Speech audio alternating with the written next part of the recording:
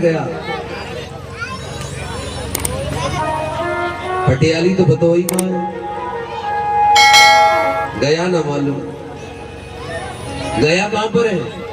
गया बिहार में है।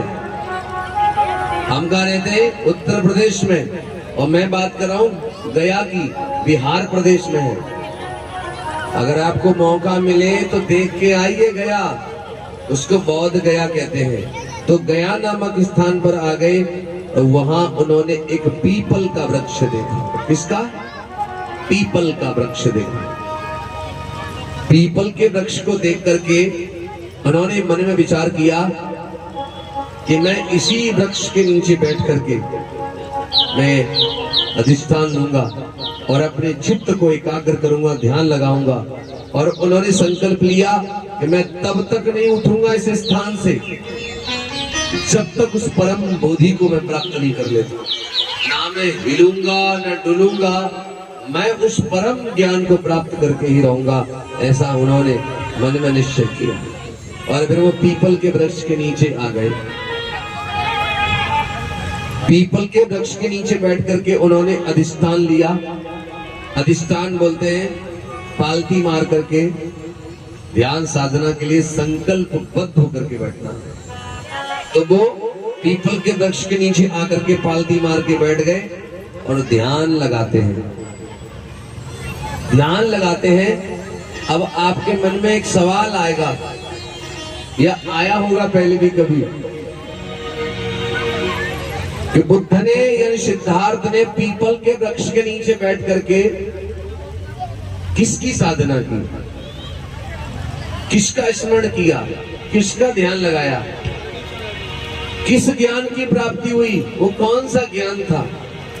ये बात आपसे शायद कोई पूछे न पूछे, लेकिन मुझसे तो तमाम लोगों ने ये प्रश्न किया है कि वो पीपल के वृक्ष के नीचे जब बैठे थे तो उन्होंने भी तो किसी का ध्यान लगाया होगा।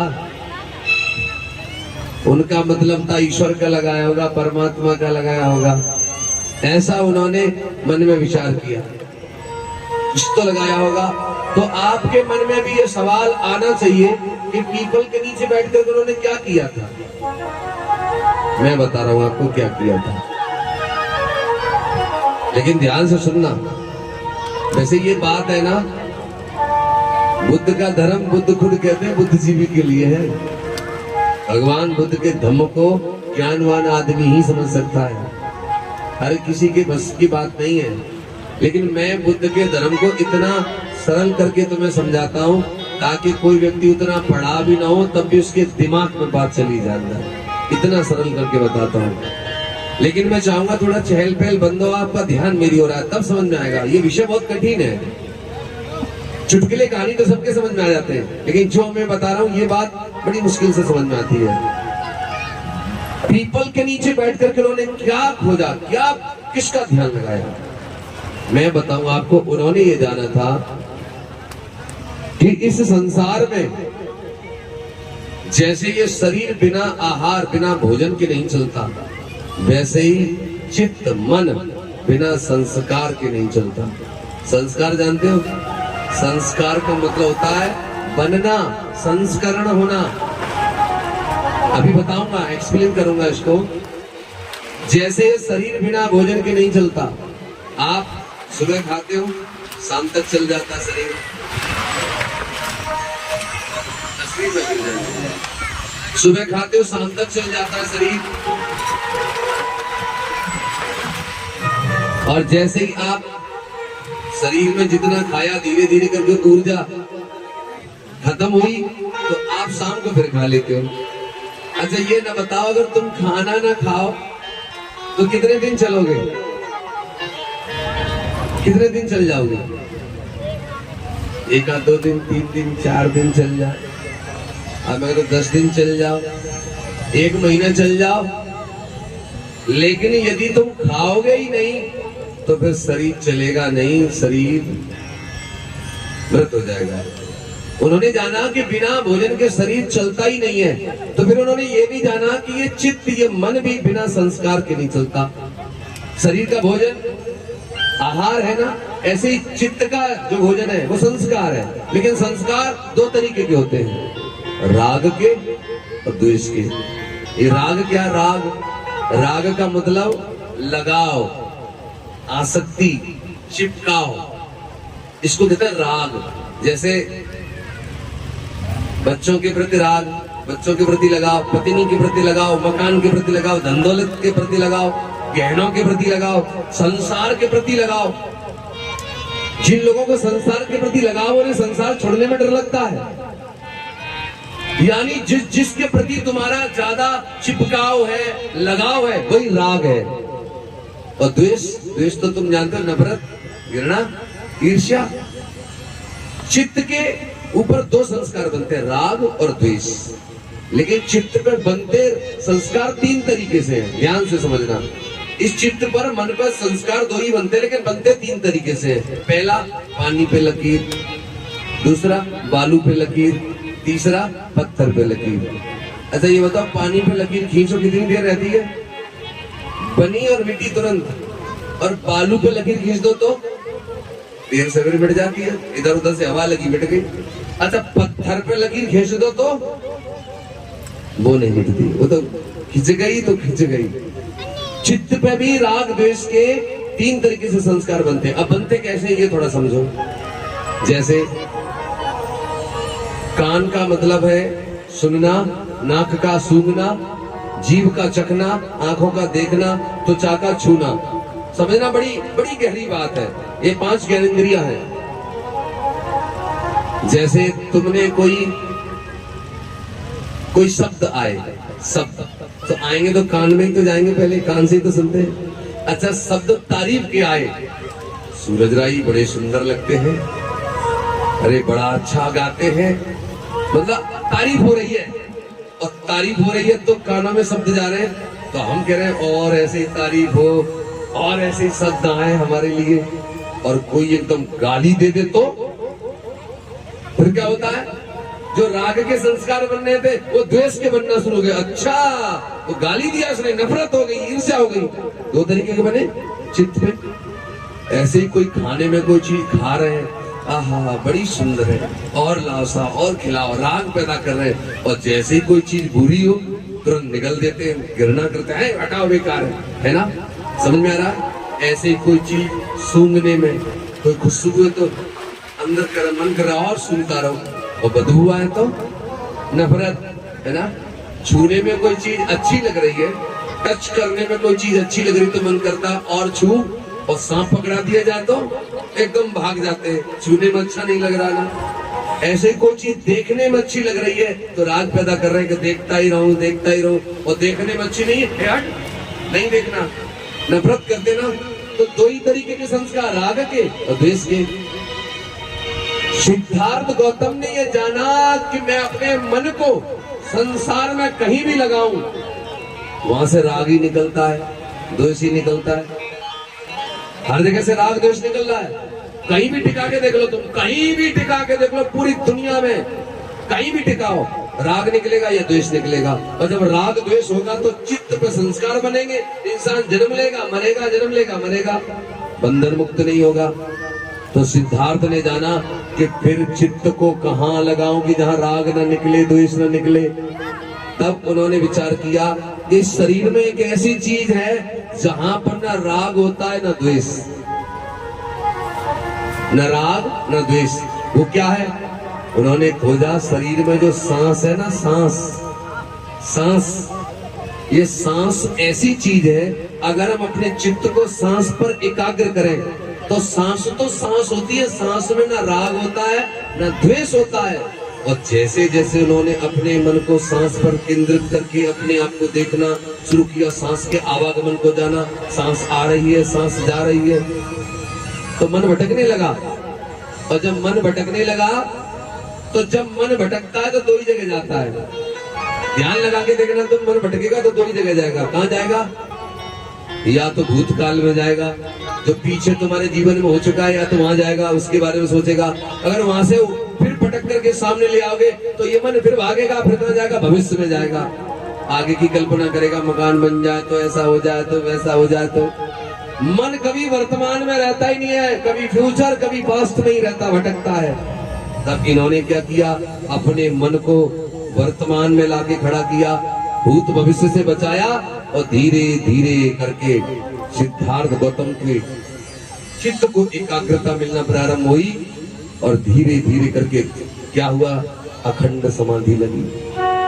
कि लाग अखंड समाधि जब और जागृत प्रज्ञा दीप, लाग अखंड समाधि जब और लाग प्रज्ञा दीप, और गुण सरल दुर्गम सुगम सुदूर हो लागे समीप। यानी जैसे ही समाधि लग गई, चित्त एकाग्र होने लगा, तो जो खोजने के लिए वो आए थे वो सारे विषय उनको सरल लगने लगे, जो वो जानना चाहते थे वो सारा ज्ञान उमड़ उमड़ के सामने आने लगा। वो समझने लगे संसार के नियम को। और जैसे ही धीरे धीरे करके क्या हुआ, एक महीना गुजरा और वैशाख महीने की पूर्णमासी आई। कौन सा महीना? वैशाख के महीने की पूर्णमासी आई। और पूर्णमासी को ही सिद्धार्थ गौतम के हृदय में, मन में सारे संसार को प्रकाश देने वाला, अज्ञान और अंधकार को दूर करने वाला, उनके मन में वो सूर्य उदय हुआ।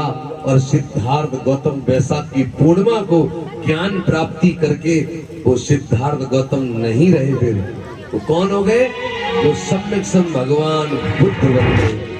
बोलिए भगवान बुद्ध की दया हो।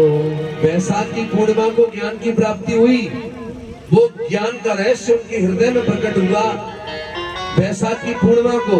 और वही सिद्धार्थ अब सिद्धार्थ नहीं रहे, अब कौन हो गए? ज्ञान प्राप्ति के बाद सम्यक सम बुद्ध बन गए। तो पाकर बोधि सत्व वो ज्ञान, बन गए गौतम बुद्ध भगवान। पाकर बोधि सत्व वो ज्ञान, बन गए गौतम बुद्ध। और आप की ताली बजा के गाओ।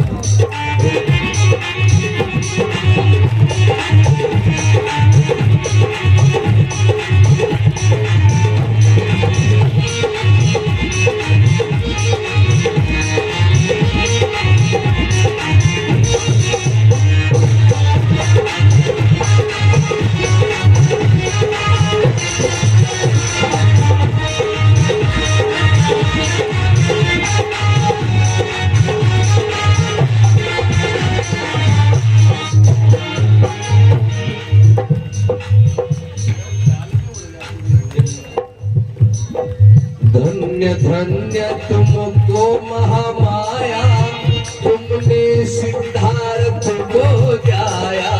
धन्य धन्य तुमको। इस भगोनी पर सूजी कपड़ा डलवा दो ताकि हवा लगती रहे खीर को। धन्य धन्य तुमको महामाया, तुमने सिद्धार्थ को जाया। धन्य धन्य तुमको महामाया, तुम सो तो धन की जान, बन गए गौतम भगवान। पाकर बोधि सत्व ज्ञान, बन गए गौतम बुद्ध भगवान।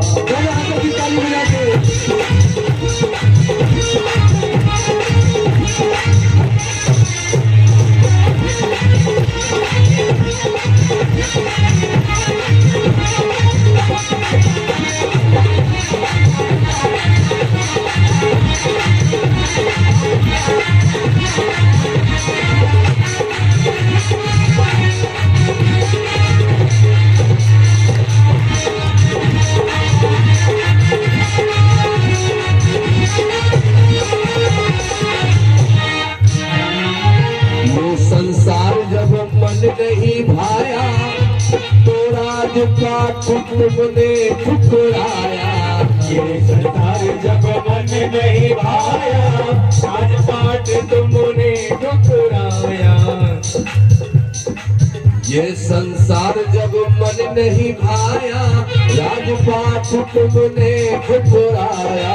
ये संसार जब मन नहीं भाया, राजपाट तुमने ठुकराया। कर गए वन खंडन प्रस्थान, बन गए गौतम बुद्ध भगवान।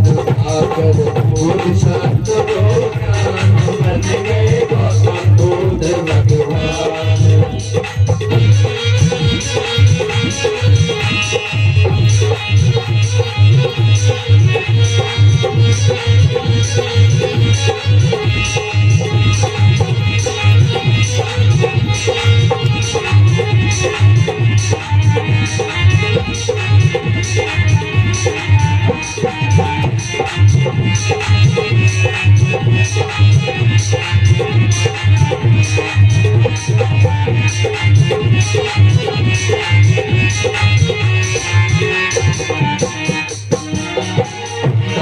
हुई सफल सब काया, फिर भी सत्य का दर्शन पाया। तब मैं हुई सब गाया, तब भी सत्य का दर्शन पाया। मेरा वॉल्यूम बढ़ाओ। अरे तब मैं हुई सफल सब काया, फिर भी सत्य का दर्शन पाया। तब मैं हुई सफल सब गाया, सत्य का दर्शन पाया। और मानव योनि से पा छुटकारा, फिर ना हो कभी जन्म दोबारा।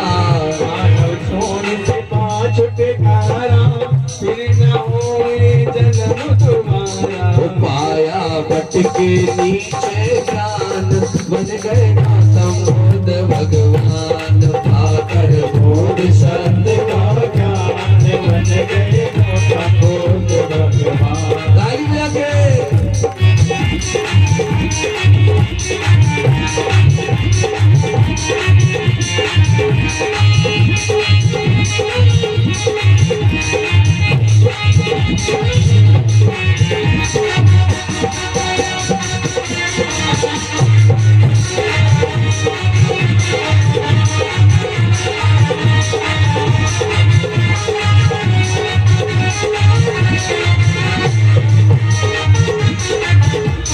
पाकर बोधिसत्व हो ज्ञान, बन गए गौतम बुद्ध भगवान। पाकर बोधिसत्व हो ज्ञान, बन गए गौतम बुद्ध भगवान।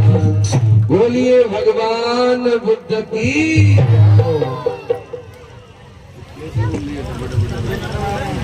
तो आपको समझ में आ गया